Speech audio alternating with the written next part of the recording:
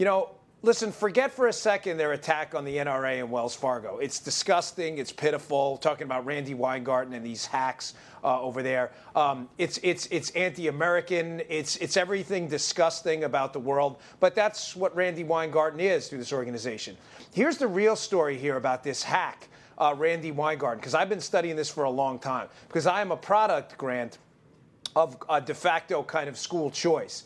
You know, it was a terrible public school where I grew up in Glendale, Queens, with PS 68, and my mother was, you know, graciously allowed to, you know, send us on to a Catholic school, and it's the reason I'm talking to you today in coherent sentences. This hack, this scammer, this sham, this complete, utter fraud, this spineless jellyfish of a human being, Randy Weingarten, has stood in the way of young kids like me and other, by the way, and minority children as well, in communities. She has stood in their way, literally locked them into failing schools. This fake, phony fraud.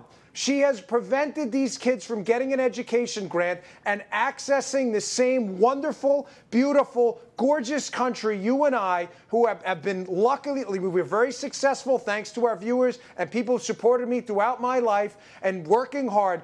This phony fake on the screen right now, this fraud, has stood in the way of your kids. If you're in a failing community, in a failing school, this spineless, character-free human being is making sure your kid sits in a crap school right now learning crap because she's a fraud.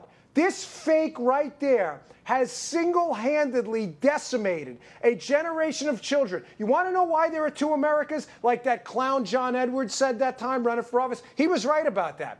There are two Americas because, Grant, people like you and I have been, thank God, have been privileged to grow up in a free country and got a semi-decent education so we could work hard and make it. When your kids are in a crap garbage school, you can thank that phony fraud on the screen right there. You want ultimatums to Wells Fargo? Here's an ultimatum for you.